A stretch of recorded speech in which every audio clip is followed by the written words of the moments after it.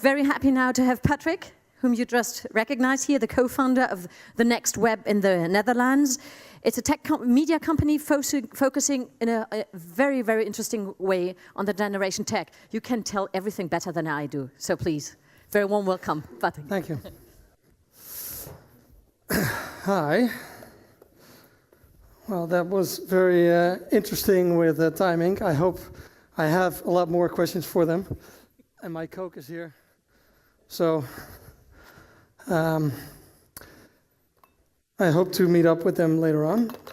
I would say I'm a little bit of a weird duck in this field, which is a Dutch saying that doesn't translate. Can you move?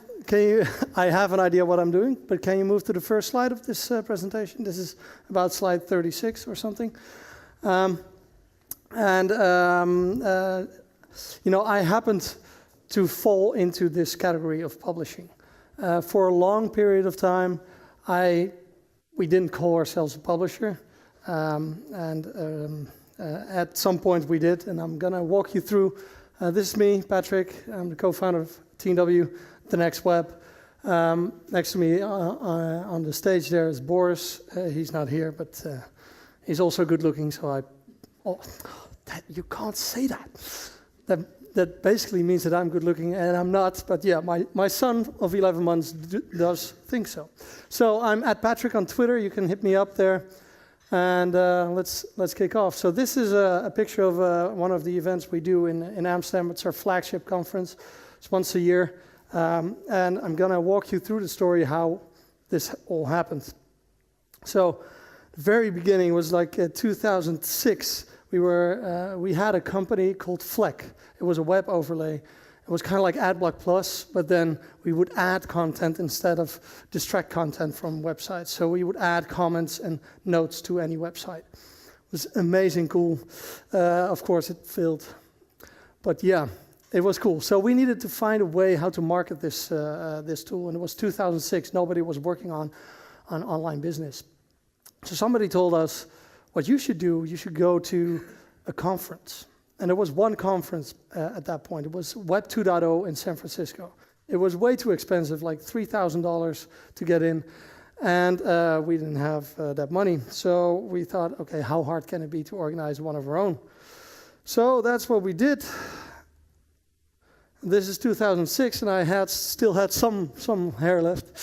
I was just out of the university. This was my first conference I ever attended. It was my own. I had no clue, really no clue what a conference meant. So I just did whatever I thought was, you know, what people wanted. So there were no sponsors. Well, there were some logos, but they were not paying. But that was more that we thought, hey, it's cool if other brands also show something. We had people were paying for tickets, which was also revolutionary, apparently. We didn't know. That was 2006. So this is a stat of the 2006 event. 280 attendees, social impressions, about 1,000. I mean, we just opened a Twitter account.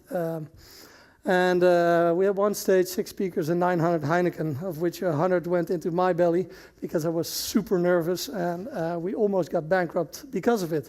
So yeah, where are we now? So this is a picture. I lost all my hair deliberately. I took it off, shaved it off. And in the middle is our crown prince, now king actually, who apparently thought it was needed to sit next to me. I was not sitting next to him, of course. He was sitting next to me. And apparently we're doing quite well. This is the numbers that we have for now. 20,000 attendees, 60,000 Heineken, 165 million social impressions, 300 speakers, 7 stages, and it comes literally from all over the world. We have over 85 nationalities representing at our conference now in Amsterdam. This is a picture of one of the setups that we had 2 years ago, I believe. Okay, so we had this event in 2006, and we had one of our first speakers was Mike Arrington. Does that ring a bell? Yeah. I see one person nodding. So he's the founder of TechCrunch. And Mike, he loved the conference in Amsterdam. He said, Patrick, I love the conference in Amsterdam. I'm going to do one of my own in San Francisco. So there he is, Mike Arrington, in his better days, I guess. Then we went to his conference in San Francisco, and we were really impressed. There were 1,500 people. Let's go back to this picture, it's better. 1,500 people attending his event in San Francisco, all startups. It was all very lively, and it was like, really, okay, this is really cool. This guy has the most influential tech blog and now also a very successful conference. We have a very successful conference. So would it be possible to flip this? To turn our conference also into a media company? Of course, that was possible. So voila, beautifully designed, 2008 style, thenextweb.org. We couldn't afford the .com. That came later. This was it, the first version of the Next Web. As you can see, we had 6,633 RSS readers, yes, and 969 followers on Twitter. So we were very influential. That was that. In 2010, we bought the .com for $1,000, which was a really good deal. This is where we stand right now. Oh, sorry. This is where we were in 2009. We just reached, so we were about 1.5 years in the business, 100,000 unique visitors, 120,000 page views coming from 35 countries, and only 5% mobile traffic. This is what it is today. Actually, 2 days ago, this is a screenshot of the homepage. Some of the stats here are, we're now at 8 million uniques, and also 165 million monthly in social. Countries, the only thing I knew about how many countries we have readers in is that it's in all countries in the world, and also on the North Pole and the South Pole. But I didn't know how many countries there were, so one Google query told me that there officially are 196 countries if you think Belgium and Taiwan are countries. Of course, Belgium is a joke. Of course, it's a country. Taiwan, I'm not so sure of. 55% of the traffic is mobile. Our biggest audience is North America, and then Europe. But we're a European-based company. Just as timing, we continuously experiment. We do a lot of technology we built ourselves. One of the things we're really keen on is the speed of the site. So this Thursday, we have a new design update, and it's going to be 45% faster. And we hope that that leads to a lot more people that visit. So yeah, we had these two things, events and media, and they were bouncing off each other, which is really cool. But you know, we really needed something else. We didn't really know what we were doing, who we were catering to. So we needed a strategy. So we did research, extensive research on, you know, we talked with our readers, we talked with the people that are visiting our conferences, and we tried to figure out, like, who are these people? And in the next talk, you will hear from Mike. They will talk about millennials. Everybody's talking about millennials. And we came up with some interesting facts that our readers and our audience is continuously connected. Okay, millennials are continuously connected. They're active on multiple devices, have a higher than average income, and are really fixated on design. So that's why we have a lot of designers as well in our team. Another thing we figured out was they're defined by progress. They're global travelers, fluent in social media devices. And the interesting part is as well, they're multilingual, often multilingual. Of course, in the US, a lot of people only speak English, but if it's outside of the US, we only cover in English. So we have a multilingual audience. And they are future-focused, eager, ambitious, driven, and curious. So, but this all sounds like, millennials. And that was the thing we found that was not the case. It was age agnostic. It had nothing to do with age. So from Gen X and Gen Z and even some baby boomers, they showed the same things. And the main thing was that technology was at their core of existence. So we came up with this term, Generation T, which the T stands for tech. Hello, Gen T. So we found that our audience was not comprised of millennials, baby boomers. It was everyone within those groups that has technology at the core of their existence. So we call them Generation T. And I think that was a very interesting finding for us as a company. And we basically built our whole strategy around it. These were some things that came out of the strategy thinking. So the large group of people who have technology at the center of their existence, and their need for information and data and personal connections is increasing. So who are we then? So we are a tech media company and only focused on that Generation T. So we had events, we had conferences, but we can do a lot more. There was a challenge though. Love these gifts. So if you look at this number, 555,782,547 blog posts were posted in 2015 on WordPress alone. So how do you stand out? How do you get the right content to this Generation T? We don't have that much time to read all that. So we need to be smarter. In this case, we're the Black Crow. And we try to win from the penguins. So one of the things we said to each other, we're very intelligent. But then we came to the conclusion that although we are intelligent, or at least we think so, we need intelligence to drive this. So one of the things that we started working on was a solution for all this. What if we could turn content into data?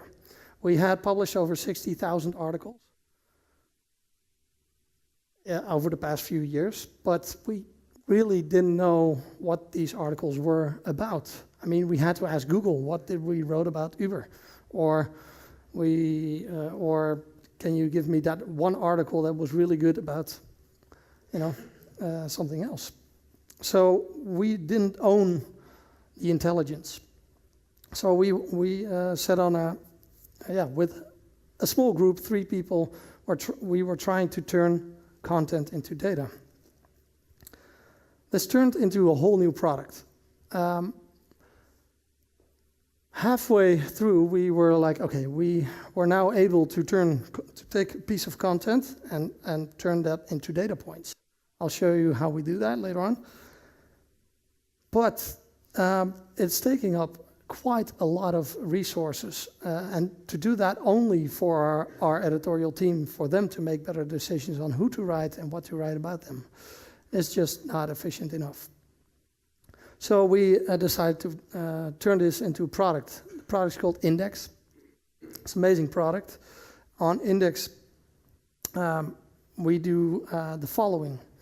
So we've identified about 120 leading tech media companies. That is from TechCrunch, The Verge, The Next Web, Mashable, to Huffington Post, Washington Post, New York Times, The New Yorker, etc., who write about tech, but also in Asia and in local countries. We track companies on social media, and we have user-generated input from founders and owners of companies.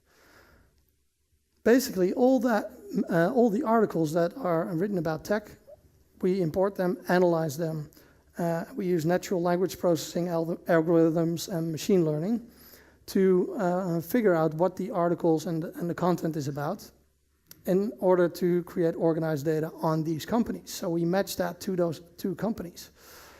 We track over 100,000 companies worldwide in the technology scene, and we can tell you, within 3 minutes after an article was published in Asia, that Ola, which is a competitor of Uber, raised $1 billion, or the local currency. I forgot what the local currency was, but we translate that into dollars from 10 different investors. And we take out those data points and add that to the business profiles of Ola and their investors. It's an immense source of data and structured. What also is very interesting, we track all articles from everybody in the scene, so you could say competitors, and we track their sharing velocity. So we actually can see live in our dashboards for our editorial team which articles from which publishers are doing really well on social media, and we track that within, we see that within the first few minutes of publishing. So that is also a very interesting way how we use this data for our own publishing. Yeah, so we track 100K companies, about 1,000 articles per day, and basically automatically we find over 500 million in funding in technology companies alone. So it's only tech companies. In theory, this would work for any sector, but we're into tech and we're into the Generation T, so we only do this for technology. So that's, you could say, a third pillar, and they all work together. And we have a last one. So we started together with Google and Booking.com. We're opening up a big working space in Amsterdam, 6,000 square meters, also to cater to this Generation T and the startups that are coming out of it. This is opening this summer. So yeah, this is basically how we see our vision. We have these 4 pillars that work together.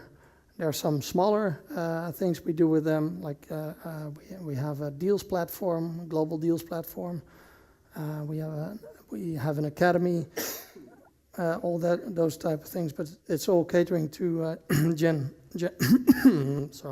Generation T. So for us, 2016, our goal is to make sure that all these pillars are working together to create a virtuous circle of awesomeness. And this is my own design skills, which is not really, it was late last night. Let's put it that way. I put in one of these, so this is just a great image made by one of our designers, Ash. So we're creating, for a lot of our content, we're creating custom imaging, and this is one of those. I have 1 minute and 10 left, so thank you very much. If you have questions, I'll be here. You can email me or hit me up on Twitter, and looking forward to meet you. Thank you.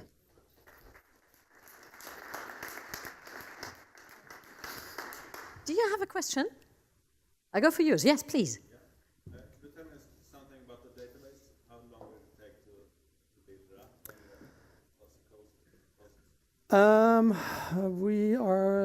cost? It's now live for half a year for the public, and we have been working on it for about 14 months in advance with 3 FTE, and now we're like 5 for the index product alone for the database.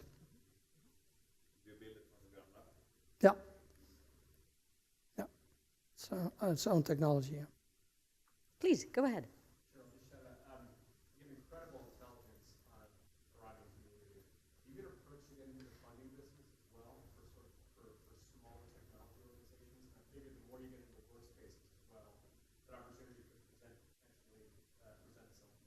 Yeah.